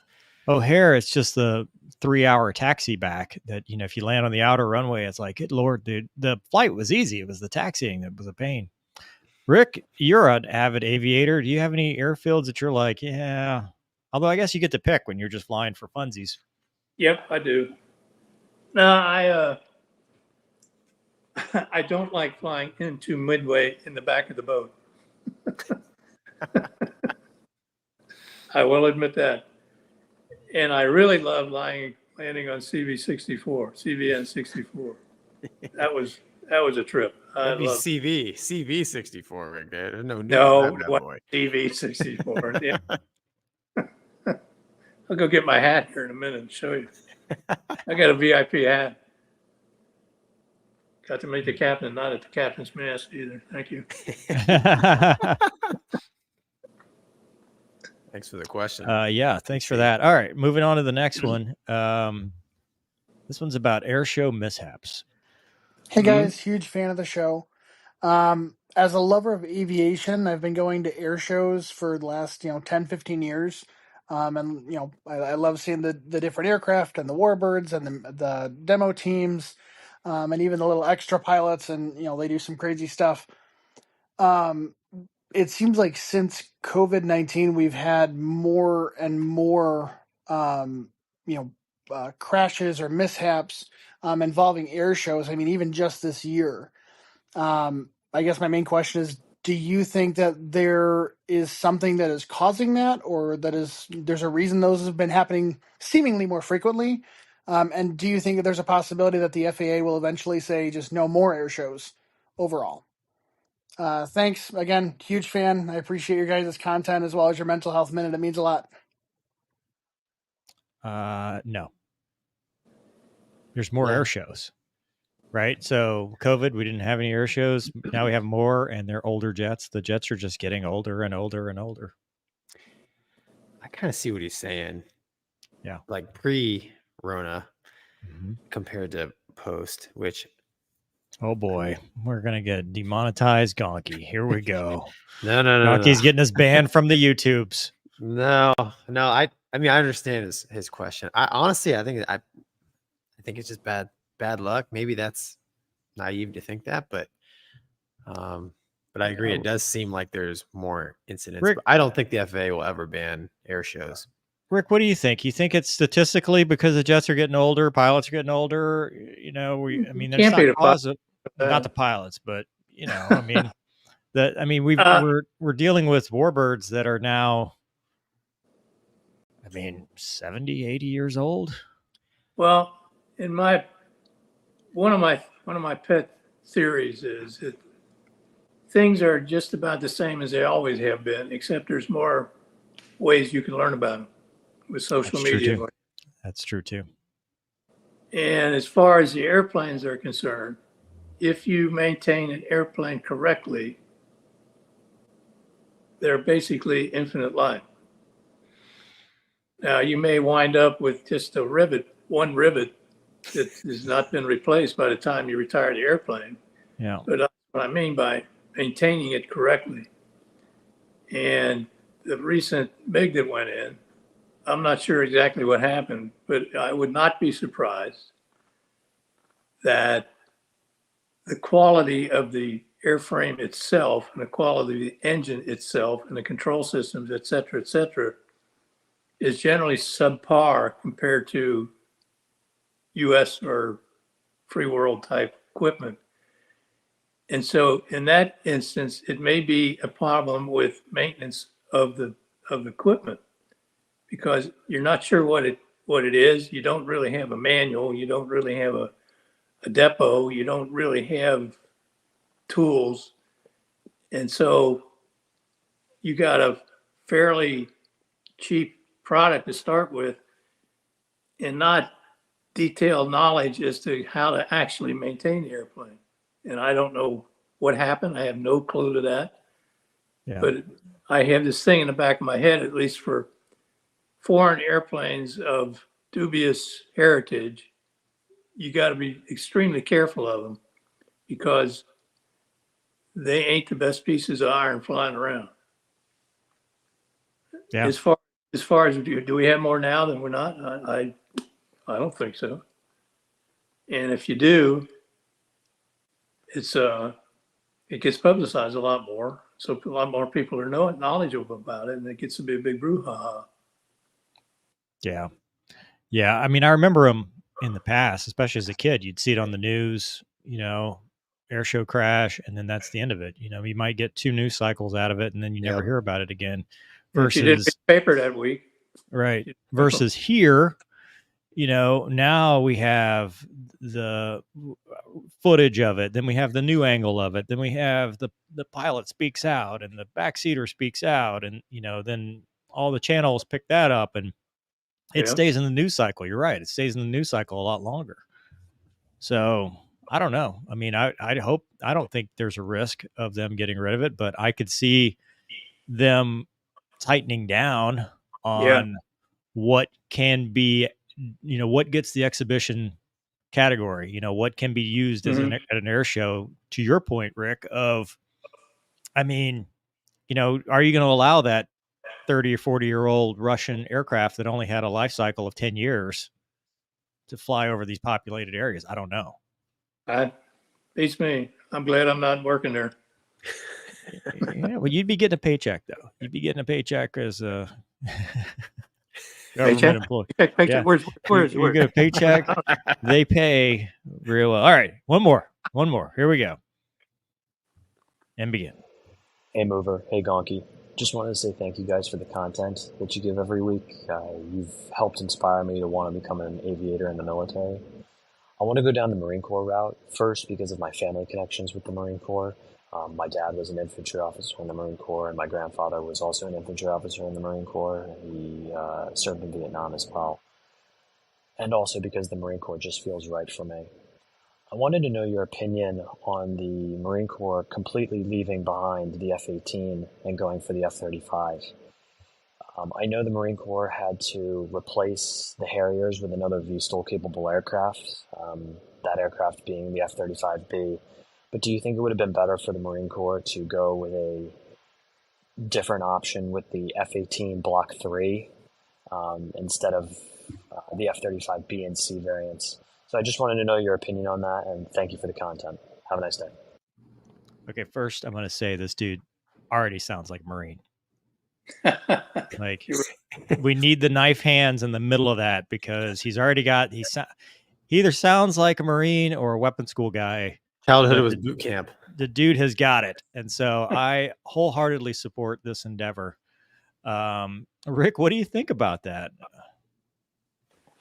I don't know. It depends on what the mission is. And the Marines are a different outfit. I mean, I respect them greatly. And if they feel that the close air support from the assault carriers is the best way to meet the mission, more power to them.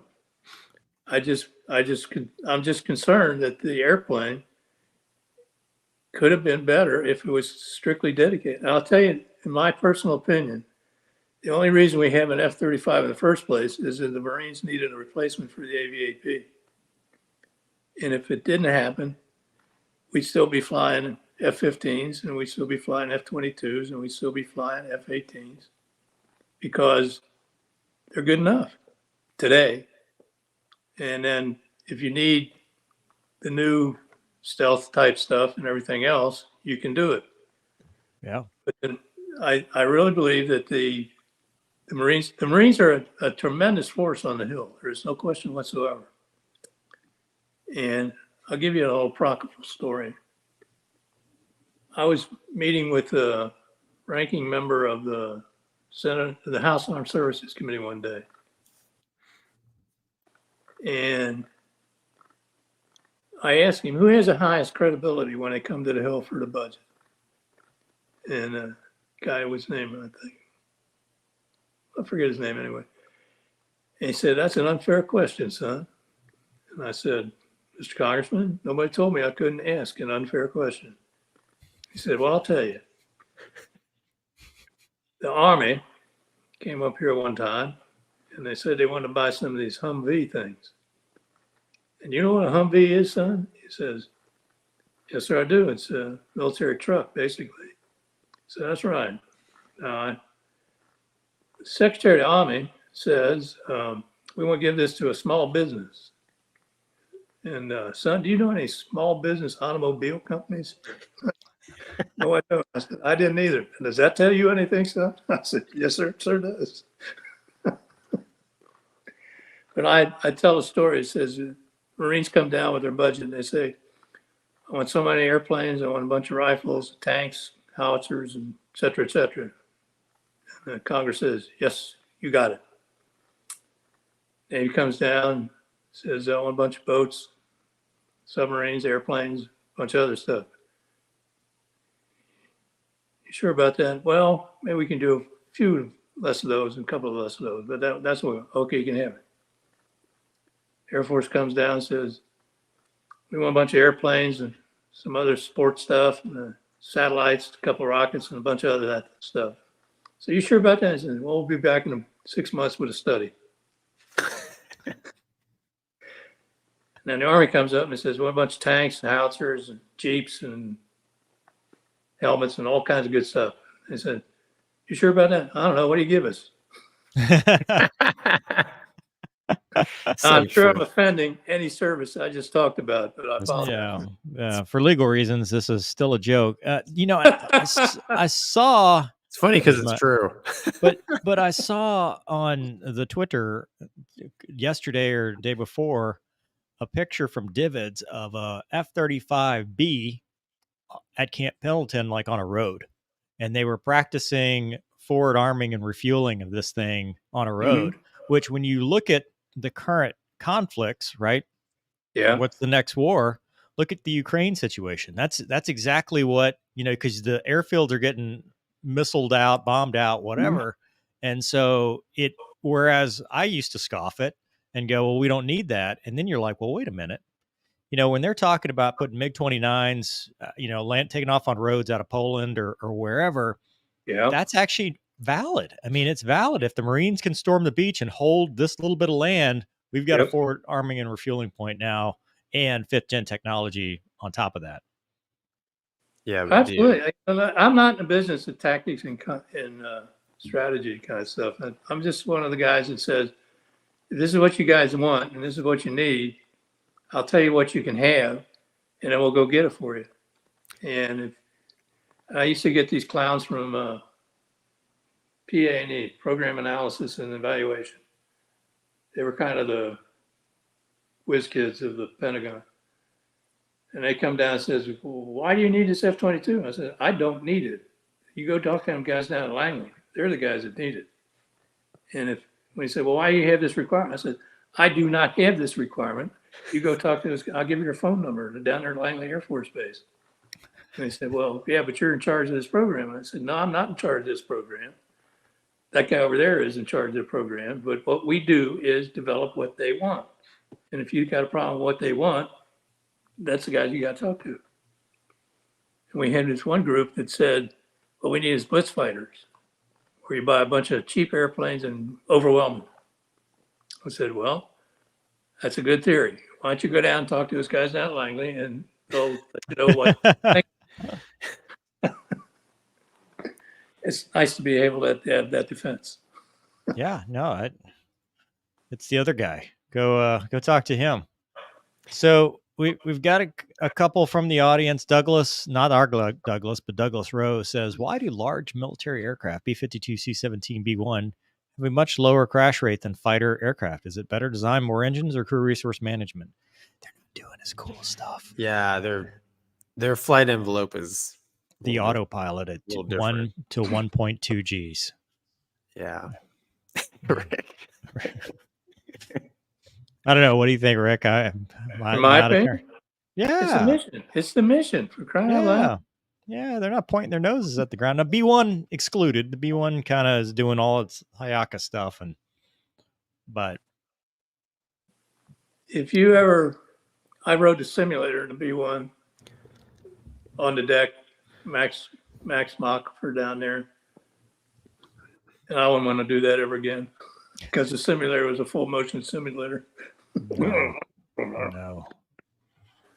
That's why I always wonder why you guys want touchscreens when you're bouncing all around and can't try and stick your finger in it. Or voice. They're talking about voice activated. I'm like, why? Siri can't understand me normally. Imagine with the mask. Hey Siri, Fox 3. Yeah. Was that 2 or 3? Say again. Yeah. I'm sorry. I can't understand you. Yeah. Goodbye. Yeah. Please wait. You want jazz music? Here's a sound. Playing smooth jazz. Yeah.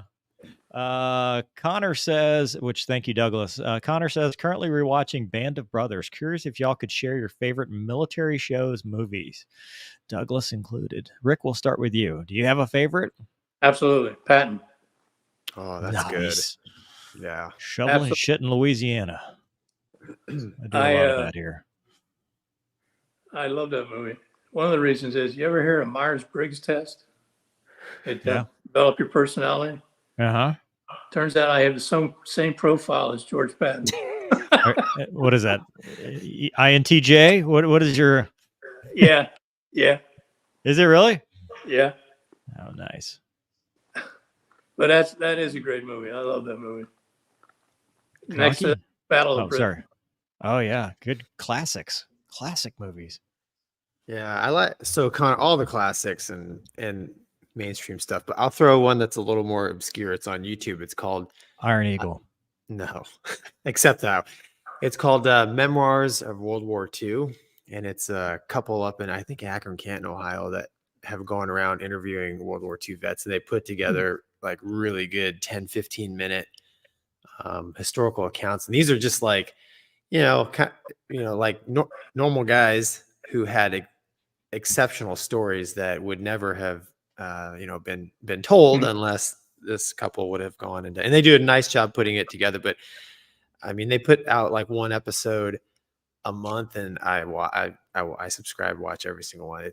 It's amazing. I mean, just listening to these guys it's like it was in Band of Brothers, right? These dudes are like 18, 19, 20, 21 years old and doing just incredible stuff. So that's outside of the main favorites. You're such a hipster, Gonky. Hipster.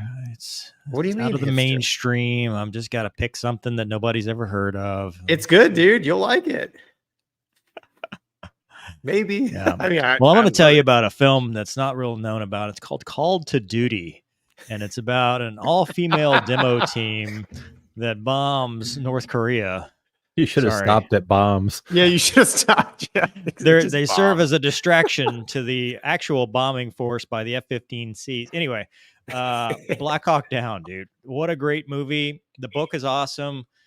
My favorite part, unfortunately, rest in peace, Elvis Wolcott. Is that right? Is it Elvis Wolcott? I think so. I might be mixing two of the guys' names, but Elvis was his call sign. And what I loved about it, watching it in 2001 when it came out, and then watching it today, is they captured how cool this dude was flying his fighting machine. He's been hit by an RPG. He's like, hey, you going to grab that? And they're still working checklists and stuff all the way down. And that stuck with me from that day throughout my entire flying career of, keep flying. Doesn't matter what's going to happen, stay calm, all that. So I think it was a great movie. And, Band of Brothers, The Pacific, also a good one. But Douglas, what do you got, man? I don't know. After what you said to Gonky, I don't know if I want to go obscure. Doug, don't be afraid of him. There's a movie from 1947 called Thunderbolt, which was filmed. It's got Jimmy Stewart in it, and it was filmed with the 12th Combat Camera Unit and some other actual units from World War II with real P-47s. Oh, wow. If you can find it, I don't know where you can find it these days. It's in black and white, I think. It was filmed in 47. Yeah, it's actually called Thunderbolt, and it's all about P-47s. Lots of gun camera footage. Lots of they could really make World War II movies right after World War II that looked real. And then the second one would be what Rick said, Battle of Britain, because I actually knew later in his life, I knew the guy that was the aerial coordinator for that, guy named Connie Edwards over in Texas, who owned a bunch of BF-109s and bunch of other World War II. He bought the airplanes from the movie and brought them home. Yeah. Nice. That's the quote. You gonna pull those PCAs offline or what? That's the Elvis quote that stuck with. I remember. But also, cool. Generation Kill. Another one I liked is Bridges of Toko-Ri. Yeah. Flying Panthers. Yeah. Top Gun. Of course. Yeah, okay. Top Gun Maverick. Of course. Yeah. Okay. Connor's back. Currently rewatching Band of Brothers. Oh, nope. Wow. I was totally reading from the I'm having deja vu all over again. Oh my God. That's a Anchorman moment. He reads from the teleprompter. Max the viewer says, "Hey guys, I just wanted to ask if we will ever see a stealthy fighter that can carry like 8 to 10 missiles internally and be as beautiful as the F-14. You had me in the first half, not gonna lie. Because I was about to say there was a mock-up of the F35 that had like 10 or 12 AMRAAMs on it, and I'm like, dude, we'll run out of missiles before you'll ever load this thing up. But dude, I don't know if you can ever replace the presence of a Tomcat. Dude, fourth gen fighters, they're like classic cars, man. Yeah, they're good looking. Rick nailed it in the opening monologue about how pilots need good looking airplanes. We're superficial. This generation will never know, dude. No. The standards have lowered so much. They want to know how big's the screen in this jet. Oh, okay. Oh, it quit working. Why doesn't it talk to my iPhone? Yeah. Can I pair it? Yeah. Does it have CarPlay? Boo. Will it land itself? You're too young to be a boomer, Gonky. Boomer calls me a boomer. Gonky is a boomer, dude. I don't know. Your iPhone 3 makes you a boomer. I don't Rick, know. what phone do you have? Like, you're on an iPad, so obviously your phone is newer than Gonky's. I have an iPhone SE 2020. That's what I have. Right here, baby. What can I say? Proves nothing. Gonky, you're younger than me. Who is the actual? Never mind, Gonky. That's awesome. Get the job done. Dang it. Yeah, it's all about utility, Gonky. Right. Except when you're off the grid for 2 weeks and then nobody can get a hold of you, sir. All right, moving on to what I believe is probably one of the most important things we talk about is the mental health minute. And Douglas, thank you for the idea on this one. Normalization of deviance. And Doug, correct me if I'm wrong, but this is basically what the name suggests, is where you take deviant / non-standard behavior, and over time, it's just what either you as a person or you as a group accepts. And one great example of that, texting and driving, speeding, stuff you do in your car where it's like, you're not supposed to, but eventually you just get used to it and say, well, it won't happen to me. And what that does lead to is in a lot of the mishap investigations that we've talked about on the channel, where it is something that, is widely accepted, but it causes a mishap. And when they go back and dig through it, they're like, well, wait a minute, that was never in accordance with this AFI, this NATOPS regulation, whatever. And whether that's in flying or our daily lives, it can be a situation where it allows ourselves to get in trouble because we're not disciplined. We're not adhering to the rules. And Rick, I want to talk to you about it because it's kind of an engineering thing too, right? The normalization of deviance. Is that something you've seen or you can talk to in your career? Well, the one of the things that I guess I made part of my reputation on when I was working there is that the ability to see what is the question here. Because when you say normalization of deviance, people get in the habit of doing things a certain way. And most of the time, that's very appropriate for what you're trying to do. But sometimes it isn't because you're trying to do something different and trying to get those guys out of that channel, well-worn channel in the road and say, we're going to do it this way. And here's why was one of the things that I had some kind of skill to be able to do.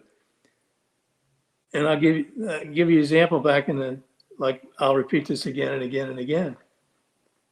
The airplanes in the ATF, Advanced Tactical Fighter, Abell program, 22 and 23, did not have a requirement. And I ran on, I eventually had to steamroller people who say, shut up and play and color the book, otherwise you're going to be out here. And it was something that I just had the feeling that this is the way it has to be. And it paid big dividends.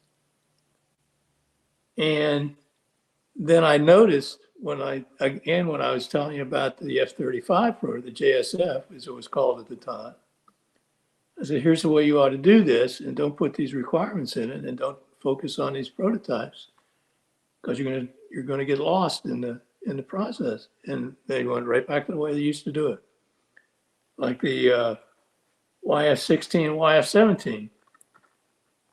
Those programs had some requirements in them, and it caused some problems in the beginning, but which was overcome. And I learned from that, and I said, we'll get to that. And that's the way I handled it. I said, I know you guys want to put these requirements, and the test guys were the worst in the world. But I said, we'll get to that eventually. And in the meantime, we're going to let them do whatever the devil they want to do. And so when you say normalization of deviation, I felt that the standard practice was a deviation from what we were trying to do at that time.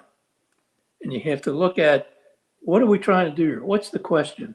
What's the problem? What are we really trying to get at?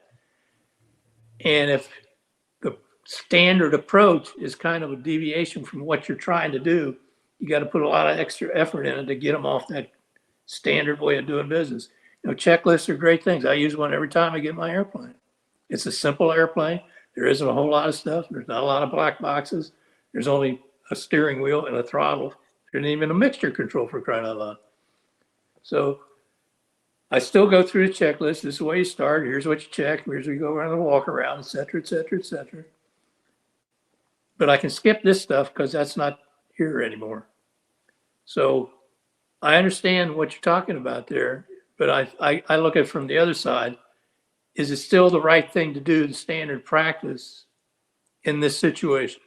If it is, fantastic. A lot of blood's been spilled to get the standard practice down right. But if that's not what's going to happen in this particular situation, go the other way. Yeah. Gonky. Yeah, I mean, that's all valid. I would just say, in my experience, normally when I've seen, deviation from normal practice, kind of like you're saying, Mover, where it's like, this is, you kind of go down this road of, well, this is how we're going to, nobody really says it, but it's just a practice that people get into. Is usually like if the money is starting to get short, or if the manning, right? If the manning's not right where you're at. So it's usually some sort of external stressor, or like, like if you're flying the airliner and like you're behind schedule, trying to get back on timeline, you might, sometimes you find yourself like, man, hey, we didn't do that, that. And and it can become a culture thing, right? If Right. it doesn't bite anybody, which can be bad. Well, So how about the Gonky? Do you wear gloves when you fly? no, because I like to feel the buttons. That's It makes normalization of deviance. right makes me more lethal. But But that's the point, I right? know. So there's levels of it where do you Right. roll your sleeves up and wear gloves and drop your mask? Because remember, mask on from start to shutdown. Well, and that goes back to what Rick is saying. You know, you Yeah. have to weigh it a little bit. But I guess my plug for normalization of deviance is if you're aware of what's causing you to do this, maybe you can catch it. Like, hey, I you know that, like Rick's, hey, we better do that checklist. You know, Right. because eventually you can stray so far and find yourself in a hurt locker, and you know, there's tons of, you know, like Rick said, written in blood, right? And a lot of those are, you go back and investigate, it's like, man, what the heck happened here? You know, because this is not how it should have been done. This is not the normal practice. But over time, deviation was accepted amongst the whole community, not just one person. You know, a lot of times in aviation. Yeah, for sure. Douglas, you got anything to rein us in on this one? No, that's as usual. You guys sound like you've got PhDs in psych. I could just retire.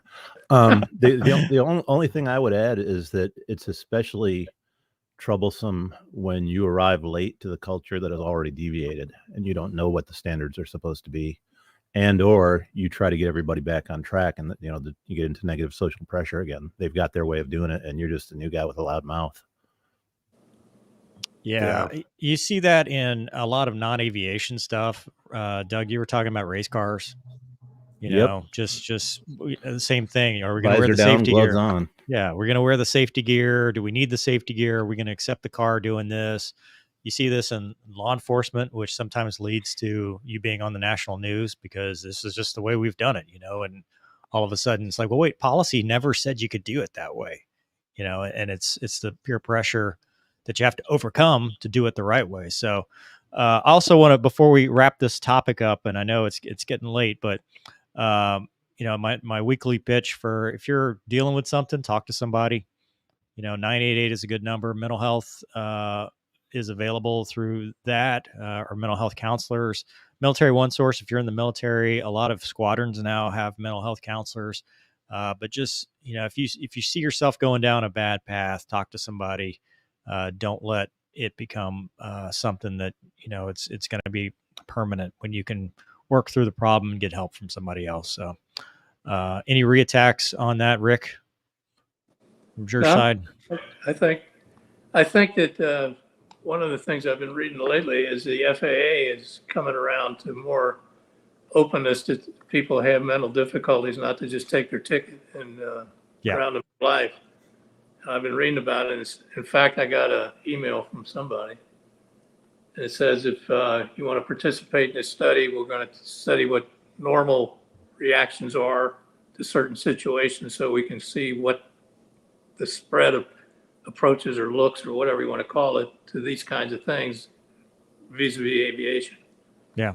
I think that makes a lot of sense to me. Yeah. We've got a couple things from the audience that actually is on this topic. Words of wisdom from my old flight instructor. It's far easier to prevent the normalization of deviance than it is to correct it. I think that goes to what you were just saying, Doug. You know, it's hard to break that inertia. And then John says, as an FTO, which is a field training officer in law enforcement, I had to hammer home that we should never allow NOD when responding. Yeah, sorry. Oh, normalization. You got it. Of course, we're talking about that. Thank you, Doug. Thank you, Gonky. When responding to calls, I'm thinking a night vision device. I'm like, well, I know nods. If I had nods, I would use them. Example, not waiting for backup because of overconfidence. And that's exactly right.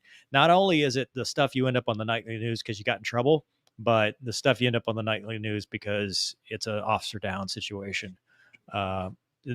You see it almost goes hand in hand with complacency in some ways, you know, right? Because that's the way we've always done it. That's just the way institutionally we do it. Doesn't matter what policy or SOP or whatever says. And then it doesn't become a problem until somebody gets hurt or worse or whatever. So yeah, that's a good discussion. Thanks, Doug, for bringing that up. I think that covers everything we had today. And Gonky's clock has chimed now every hour on the hour twice, which means it's been a 2-hour tour. It's my new office, man. Come on. Yeah. Rick, What we are the want to fairy thank you. lights up top there? What is it? What are Oh those? yeah. It's simulating him on the moon. Oh, We had the lights off last week. He's on a different moon this week. Yeah, he's made it to the station. This is another Valley Design and Manufacturing facility I'm in. So Okay. Who am I to say? yeah.